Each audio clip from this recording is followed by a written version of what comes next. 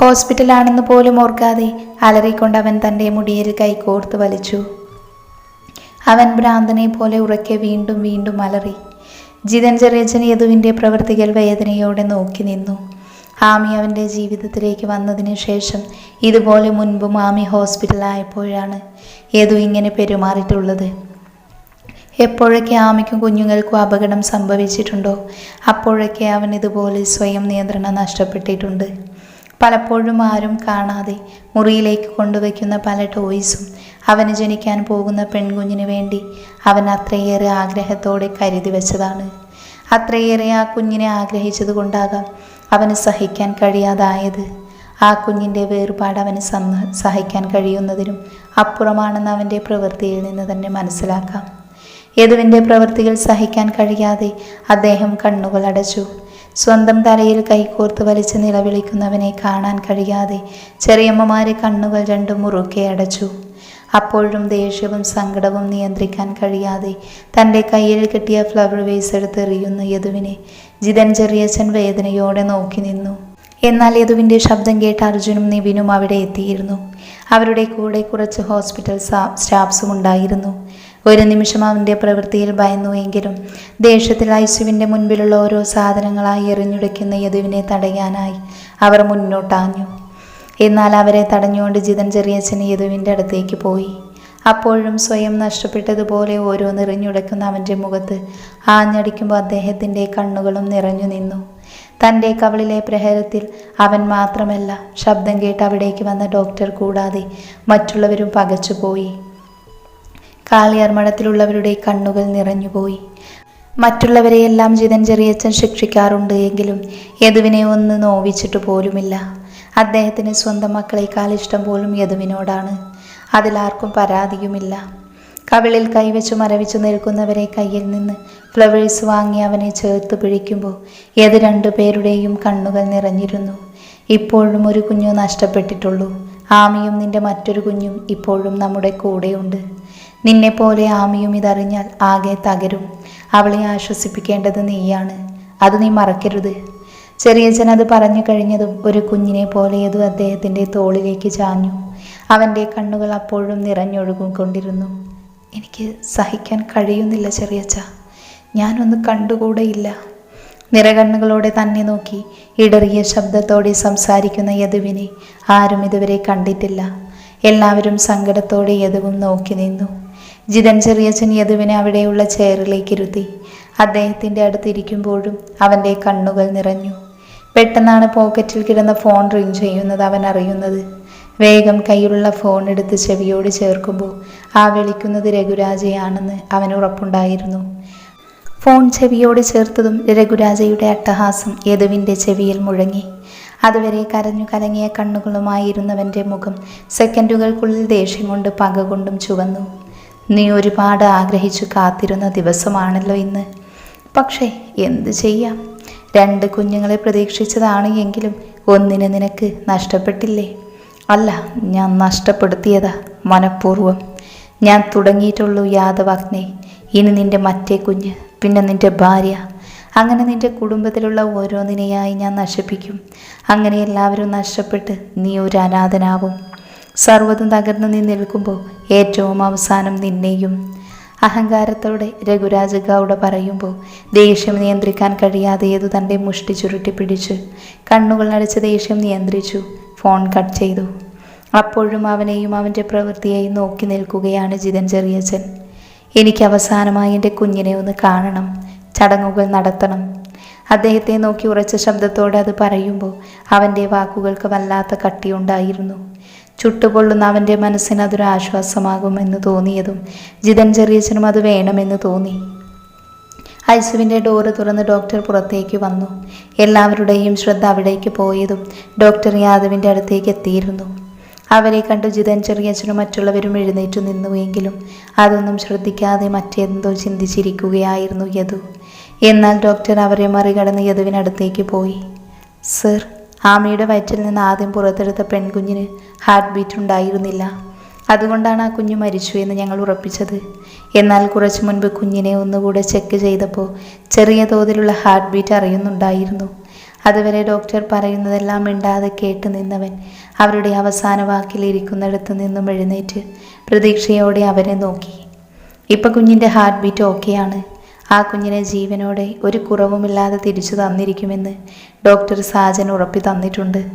അതുമാത്രമല്ല, വെന്റിലേറ്ററിലായിരുന്ന കുഞ്ഞിപ്പോൾ സ്വയം ശ്വസിക്കാൻ തുടങ്ങി. അപകടനില തരണം ചെയ്തു. 2 കുഞ്ഞുങ്ങളും ജീവിതത്തിലേക്ക് ഉടനെ തിരിച്ചു വരും.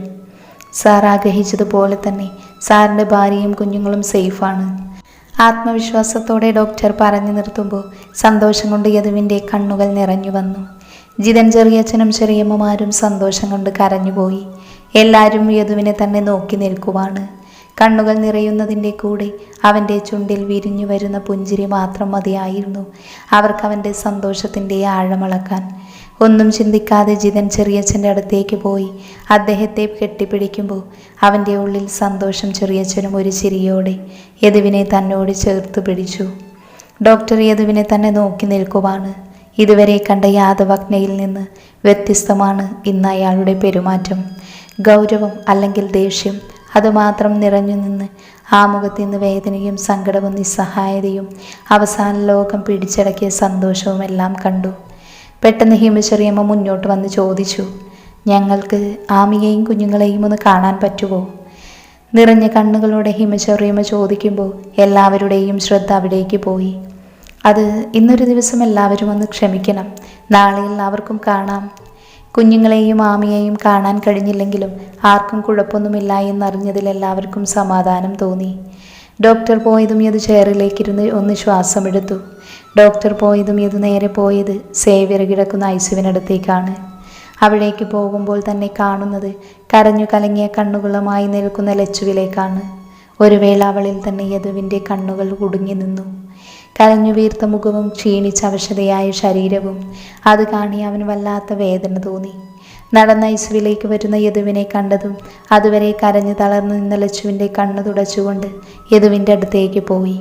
ഒന്നും ചിന്തിക്കാതെ അവൻ്റെ നെഞ്ചിൽ തലചേർത്ത് കിടക്കുമ്പോൾ തൻ്റെ സങ്കടം മുഴുവൻ കണ്ണുനീരായിരുന്നു തൻ്റെ വല്യേട്ടൻ്റെ തോളിലേക്ക് ഒഴുക്കി വിട്ടിരുന്നു അവൾ. ലച്ചു എന്ന് വിളിച്ച് അവളുടെ തലയിൽ തലോടുമ്പോൾ കുറച്ചു മുൻപ് താൻ അനുഭവിച്ച അതേ സങ്കടം തന്നെയാണ് അവളെയും അലട്ടുന്നത് എന്ന് അവൻ അറിയുമായിരുന്നു. സേവിക്കൊന്നുമില്ല, ഇന്ന് ഈവനിങ്ങിന് അവനെ റൂമിലേക്ക് മാറ്റും. അത് കേട്ടപ്പോഴാണ് ലച്ചുവിനും സമാധാനമായത്. തൻ്റെ നിറഞ്ഞ കണ്ണുകൾ തുടച്ചുകൊണ്ട് അവൾ അവനിൽ നിന്ന് അടർന്നു മാറി. ഉടനെ യദു ലച്ചുവിനെ ഒന്ന് നോക്കിയതിനു ശേഷം ഐസുവിൻ്റെ ഡോറിൽ കൂടെ കാണുന്ന സേവിയെ ഒന്ന് നോക്കി ഓക്സിജൻ മാസ്ക് വെച്ച് കണ്ണടച്ച് കിടക്കുന്നവനെ ഒന്ന് നോക്കിയതിനു ശേഷം യാദവ് തൻ്റെ കണ്ണുകൾ മുറുകെ അടച്ചു. ഇന്നോളം ഒരു നിഴൽ പോലെ കൂടെ നിന്നവനാണ്. പലപ്പോഴും തനിക്ക് നേരെ വന്ന ആയുധങ്ങളെ ധൈര്യത്തോടെ ഏറ്റുവാങ്ങിയവൻ. തൻ്റെ ഭാര്യയ്ക്കും കുഞ്ഞുങ്ങൾക്കും ഒരു കാവൽ പോലെ കൂടെ നിന്നവൻ. തനിക്ക് വേണ്ടി ജീവൻ കൊടുക്കാനും ജീവൻ എടുക്കാനും തുനിഞ്ഞിറങ്ങിയവൻ. എല്ലാത്തിനും ഉപരി അവൻ്റെ പ്രണയം പോലും എനിക്ക് വേണ്ടി ഉപേക്ഷിച്ചവൻ. ഇന്നോളം യാദവിൻ്റെ ജീവിതത്തിൽ നടന്ന ഓരോന്നിനും എന്തിന് തൻ്റെ മനസ്സ് പോലും അവനറിയാം. എൻ്റെ ഉള്ളൊന്ന് പിടഞ്ഞാൽ അവൻ്റെ ഹൃദയത്തിൽ രക്തം പൊടിയും. അവൻ്റെ ജീവിതം പോലും തനിക്ക് വേണ്ടിയാണെന്ന് തോന്നിയിട്ടുണ്ട്. തൻ്റെ ജീവിതത്തിലെ വിലമതിക്കാൻ കഴിയാത്ത ഒരേ ഒരു സുഹൃത്ത്, ഈ ലോകത്ത് മറ്റൊന്നിനും പകരം വയ്ക്കാൻ കഴിയാത്ത തൻ്റെ ഒരേ ഒരു സുഹൃത്ത് സേവ്യർ. സേവ്യറിൻ്റെ ഓർമ്മയിൽ യദുവിൻ്റെ കണ്ണുകൾ ചുവന്നു. അവൻ്റെ നെഞ്ചിൽ കാണുന്ന വലിയ കെട്ടിലേക്ക് അവൻ്റെ ശ്രദ്ധ പോയതും അവൻ മുഷ്ടി ചുരുട്ടി പിടിച്ചു ദേഷ്യം നിയന്ത്രിച്ചു. ആ സമയം അട്ടഹസിക്കുന്ന രഘുരാജ ഗൗഡയുടെ ശബ്ദം അവൻ്റെ കാതുകളിൽ പതിച്ചതും ഒന്നും ചിന്തിക്കാതെ അവൻ ഹോസ്പിറ്റലിൽ നിന്ന് പുറത്തേക്കിറങ്ങി. കാറ്റുപോലെ പുറത്തേക്ക് പോകുന്നവൻ്റെ മുഖത്ത് നിറഞ്ഞു നിൽക്കുന്ന ദേഷ്യം കണ്ടപ്പോൾ ജിതൻ ചെറിയച്ഛൻ്റെ നെറ്റി ചുളിഞ്ഞു. യദു എന്ന് വിളിച്ച് അദ്ദേഹം അവൻ്റെ പുറകെ പോയതും യാദവ് അവിടെ നിന്നു. നീ വീട്ടിലേക്കാണോ? അല്ല, ചെറിയച്ഛൻ ഇവിടെ ഉണ്ടാകണം, എനിക്കൊരാളെ കാണാനുണ്ട്. അത് പറഞ്ഞു തിരിഞ്ഞതും എന്തോർത്തതുപോലെ അവൻ അവിടെ തന്നെ നിന്നു. കുറച്ചു നേരത്തേക്ക് ആമയുടെയും കുഞ്ഞുങ്ങളുടെയും ഉത്തരവാദിത്തം ഞാൻ ചെറിയച്ഛനെ ഏൽപ്പിക്കുകയാണ്. ഞാൻ ഉണ്ടാക്കും യദു. തന്നെ നോക്കി ആകുലതയോടെ പറയുന്ന യദുവിൻ്റെ മുഖത്തേക്ക് നോക്കി മറുപടി പറയുമ്പോൾ അദ്ദേഹത്തിൻ്റെ വാക്കുകൾക്ക് വല്ലാത്ത ഉറപ്പുണ്ടായിരുന്നു. പിന്നെ ഒന്നും ചിന്തിക്കാതെ അവൻ ആ ഹോസ്പിറ്റൽ കടന്ന് പുറത്തേക്ക് പോകുമ്പോൾ ആ കണ്ണുകൾ നിറയെ പകയായിരുന്നു. ഇതേ സമയം തൻ്റെ ഗസ്റ്റ് ഹൗസിലിരുന്ന് മദ്യപിക്കുന്ന രഘുരാജ ഗൗഡയുടെ മുൻപിലുള്ള വോഡ്കയുടെ അവസാനത്തെ തുള്ളിയും കുടിച്ചിറക്കി ആ ബോട്ടിൽ നിലത്തേക്ക് വെച്ചു. പിന്നെ തൻ്റെ അടുത്തുള്ള സുൽത്താനെ നോക്കി ഒന്ന് ചിരിച്ചുകൊണ്ട് എഴുന്നേറ്റു നിന്നു. ഷർട്ട്ലെസ്സായി അവൻ്റെ ബോഡിയിൽ വലത് തോളിൻ്റെ താഴെയായി കിടക്കുന്ന വലിയ മുറിവിൻ്റെ ആഴത്തിലേക്ക് അവൻ തൻ്റെ കൈ ചേർത്ത് വെച്ചു. പിന്നെ ഒരു പുച്ഛച്ചിരിയോടെ സംസാരിച്ചു തുടങ്ങി. അന്ന് എൻ്റെ നെഞ്ചിലേക്ക് അവൻ കത്തി കുത്തിയിറക്കിയ ആ ദിവസം ഞാൻ മനസ്സിൽ കുറിച്ചിട്ടതാ അവൻ്റെ തകർച്ച. അവൻ്റെ ഏറ്റവും ബലഹീനത അവൻ്റെ ഭാര്യയും കുഞ്ഞുങ്ങളും. ഒന്നിനെ കൊന്ന് തള്ളിയപ്പോൾ തന്നെ അവൻ തകർന്നു. അപ്പോൾ ബാക്കി എല്ലാത്തിനെയും ഞാൻ ഇല്ലാതാക്കിയാലുള്ള അവൻ്റെ അവസ്ഥ. പിന്നെ ജീവിച്ചിരിക്കുന്ന ഒരു ശവമായിരിക്കും അവൻ. കാളിയാർ മഠത്തിൽ യാദവ് അഗ്നി. അത് പറയുന്നതിൻ്റെ കൂടെ രഘുരാജ ഗൗഡയുടെ മുഖം പുച്ഛത്തിലൊന്ന് കോടി. അത് കാണി ഒരു ചിരിയോടെ സുൽത്താനെല്ലാം കേട്ടു നിന്നു. നാളെ നേരം പുലരുമ്പോൾ അവൻ്റെ ഭാര്യയും കുഞ്ഞും ജീവനോടെ ഉണ്ടാവില്ല. അതിനു വേണ്ടതൊക്കെ ഞാൻ ചെയ്തു വെച്ചിട്ടുണ്ട്. കാളിയാർ മഠത്തിൻ്റെ അടിവേരി പിഴുതിട്ടേ രഘുരാജ ഗൗഡ ഗുജറാത്തിലേക്ക് തിരിച്ചു പോകൂ. ഒരു പുച്ഛത്തോടെ രാജ പറഞ്ഞു നിർത്തി. എന്നാൽ പോകുന്നത് നിന്റെ ശവമായിരിക്കുമെന്ന് മാത്രം. എൻ്റെ കുടുംബത്തെ നീ തൊടുന്നതിന് മുൻപ് നിന്നെ ചുട്ട് ചാമ്പലാക്കും ഞാൻ. അവിടെ ഉയർന്ന ഗാംഭീര്യം നിറഞ്ഞ ശബ്ദത്തിൻ്റെ ഉറവിടത്തിലേക്ക് രാജയുടെ സുൽത്താൻ്റെയും ശ്രദ്ധ പോയതും തങ്ങളുടെ മുൻപിൽ നിൽക്കുന്നവനെ കണ്ടവരുടെ കണ്ണുകൾ കുറുകി. മുൻപിലേക്ക് അടിക്കുന്ന ലൈറ്റിൻ്റെ വെളിച്ചത്തിൽ മങ്ങി ജ്വലിച്ച് നിൽക്കുന്ന ആ രൂപത്തിന് അവരെ കൊന്നു വലിച്ചു കയറാനുള്ള പകയുണ്ടായിരുന്നു. രാജ കോള് വെച്ച ഉടനെ അവൻ്റെ ലൊക്കേഷൻ ട്രേസ് ചെയ്തു വന്നതാണ് യാദവ്. അവനെ തോൽപ്പിച്ചെന്ന് കരുതി അവരുടെ വിജയം ആഘോഷിക്കുന്ന ആ പഴയ കെട്ടിടത്തിലേക്ക് പോകുമ്പോൾ നാളത്തെ പുലരി കാണാൻ രഘുരാജയും സുൽത്താനും ഉണ്ടാവില്ലെന്ന് അവൻ മനസ്സുകൊണ്ട് ഉറപ്പിച്ചിരുന്നു. ഹോസ്പിറ്റലിൽ നിന്ന് വന്ന അതേ വേഷത്തിൽ തങ്ങളുടെ മുൻപിൽ നിൽക്കുന്ന യാദവ്, ദേഷ്യം കൊണ്ട് വലിഞ്ഞു മുറുകി നിൽക്കുന്ന മുഖവും ചുവന്ന് കലങ്ങിയ കണ്ണുകളും. പക്ഷേ അവരെ ചാമ്പലാക്കാനുള്ള അഗ്നിയുണ്ടായിരുന്നു അപ്പോൾ അവൻ്റെ കണ്ണുകളിൽ. തൻ്റെ മുൻപിൽ നിൽക്കുന്നവരെ കണ്ടതും അവൻ്റെ ദേഷ്യം ഉച്ചസ്ഥായിലെത്തിയിരുന്നു. ഒട്ടും പ്രതീക്ഷിക്കാതെയുള്ള അവൻ്റെ വരവും കാലഭൈരവനെ പോലെയുള്ള അവൻ്റെ നൃത്തവും കണ്ടപ്പോൾ രാജയ്ക്കും സുൽത്താനും ഒന്ന് ഭയന്നു. പക്ഷെ നിമിഷ നേരം കൊണ്ട് തൻ്റെ ഉള്ളിലെ ഭയം മറച്ചുവെച്ച് രാജ മുൻപോട്ട് വന്നു. നിന്റെ മനോധൈര്യം ഞാൻ സമ്മതിച്ചിരിക്കുന്നു. കുറച്ച് മണിക്കൂറുകൾക്ക് മുൻപ് വരെ സ്വന്തം കുഞ്ഞിനെ നഷ്ടപ്പെട്ട ഒരു ഭ്രാന്തനെ പോലെ അലറിയ നീ ഇത്ര വേഗം മനോധൈര്യം വീണ്ടെടുത്ത് എൻ്റെ അടുത്തെത്തിയില്ലേ? പക്ഷേ പ്രയോജനമില്ല യാദവ്. നീ എന്നെ ഒന്നും ചെയ്യില്ല. കാരണം നിന്റെ കുഞ്ഞും ഭാര്യയും ഇപ്പോഴും എൻ്റെ നിരീക്ഷണത്തിൽ തന്നെയാണ്. എൻ്റെ ഒരൊറ്റ കോള് മതി അവരെ ഭൂമിയിൽ നിന്ന് തന്നെ ഇല്ലാതാക്കാൻ. തൻ്റെ കയ്യിലുള്ള മൊബൈൽ ഫോൺ ഉയർത്തിപ്പിടിച്ചുകൊണ്ട് പുച്ഛത്തോടെ, അതിലുപരി അഹങ്കാരത്തോടെ അവൻ പറഞ്ഞു നിർത്തി. എന്നാൽ അതൊന്നും തന്നെ ബാധിക്കില്ല എന്ന പോലെ യാദവ് അവൻ്റെ അടുത്തേക്ക് പോയി. തൻ്റെ യജമാൻ്റെ അടുത്ത് രൗദ്രഭാവത്തിൽ വരുന്ന യദുവിനെ കണ്ടതും സുൽത്താൻ അവൻ്റെ അടുത്തേക്ക് പോയി.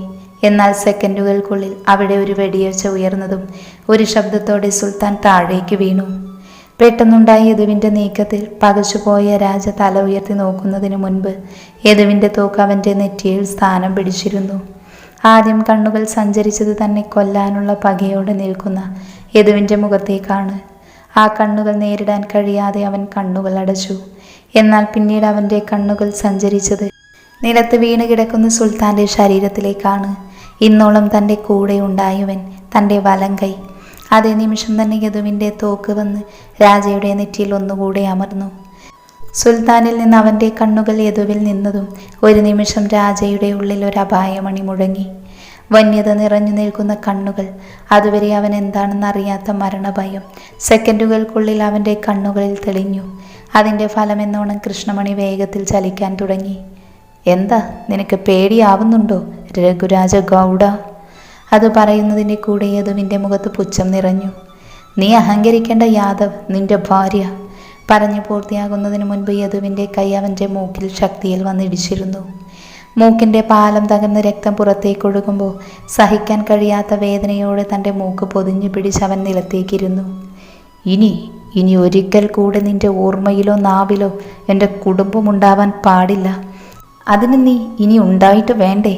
ഈ നിമിഷം നീ രഘുരാജയുടെ യദു സംസാരിച്ചുകൊണ്ടിരിക്കുന്നതിൻ്റെ ഇടയിൽ തൻ്റെ വയറിൽ എന്തോ ഒന്ന് തറച്ചു കയറുന്നത് പോലെ തോന്നിയതും യദു തല താഴ്ത്തി നോക്കുമ്പോൾ തൻ്റെ വയറിൻ്റെ വലതുഭാഗത്ത് കൂർത്ത കത്തി കുത്തി നിൽക്കുന്ന രഘുരാജ ഗൗഡയുടെ കൈ. യദുവിൻ്റെ കണ്ണുകൾ ചുവന്നു നിറഞ്ഞു. കാഴ്ച മങ്ങുന്നതിൻ്റെ ഇടയിലും തന്നെ നോക്കി ക്രൂരമായി ചിരിക്കുന്നവനെ അവന് കാണാമായിരുന്നു. ആ നിമിഷം യദു തല ഉയർത്തി അവനെ നോക്കിയതും ഒരു ക്രൂരമായ ചിരിയോടെ രഘുരാജ ഗൗഡ കത്തി ഒന്നുകൂടെ അവൻ്റെ വയറിലേക്ക് അമർത്തി. പിന്നെ ഒരു പുച്ഛത്തോടെ ഗൗഡ യദുവിൻ്റെ വയറ്റിൽ കുത്തിയ കത്തി വലിച്ചൂരിയെടുത്തു. സഹിക്കാൻ കഴിയാത്ത വേദനയോടെ യാദവ് രണ്ടടി പുറകോട്ട് പോയതും അത് കണ്ട് രഘുരാജ ഗൗഡ ക്രൂരമായി ഒന്ന് ചിരിച്ചു.